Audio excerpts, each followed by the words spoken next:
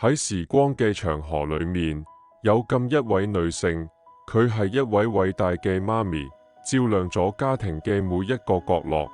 佢亦係一位賢淑嘅老婆，喺柴米油鹽嘅瑣碎中，佢用心經營住家庭。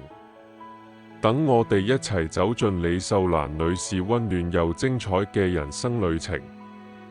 李秀蘭女士喺1953年8月出世喺江門一個平凡普通嘅家庭。細個開始，勤力、誠實、正直呢簡單6個字，照亮住佢成長嘅路。喺父母無微不至嘅慈愛裏面，佢度過咗一段充實快樂嘅童年時光。江門嘅老街，嗰一條條石板路，載住佢童年嘅歡笑，夕陽下金黃嘅餘暉，灑喺佢同小伙伴奔跑嘅身影上。時光飛逝，1975年，李秀蘭女士踏入社會，成為咗一名光榮嘅人民教師。企喺3尺講台上，佢用知識嘅甘露滋潤住莘莘學子。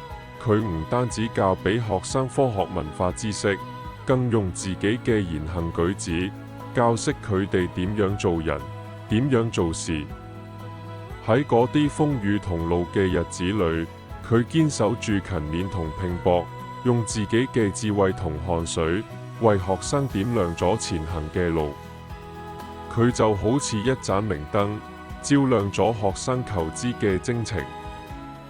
後來，李秀蘭女士組織咗自己嘅家庭，並且養育咗2個可愛嘅細路。佢將自己嘅愛毫無保留咁俾咗細路。由細路出世嘅嗰一刻起，佢就用溫暖嘅懷抱俾佢哋安全感。喺細路牙牙學語時，佢耐心咁教佢哋講嘢；喺細路蹣跚學步時，佢小心翼翼咁守護住佢哋。佢陪伴細路度過咗無數個日日夜夜，見證咗佢哋成長嘅每一個瞬間。當細路取得成績時，佢會露出欣慰嘅笑容，俾佢哋鼓勵同讚揚。當細路遇到困難時，佢會堅定咁企喺佢哋身邊，俾佢哋支持同力量。佢用自己嘅言傳身教，教識細路善良、勇敢同堅強。喺佢悉心照料下，2個細路健康快樂咁成長，成為咗佢嘅驕傲。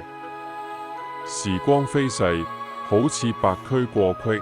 回顧往昔，李秀蘭女士將自己嘅青春同熱血奉獻俾教育事業，用自己嘅愛同關懷溫暖咗家人同朋友。佢嘅善良，佢嘅勤力，佢嘅擔當，都係我哋學習嘅榜樣。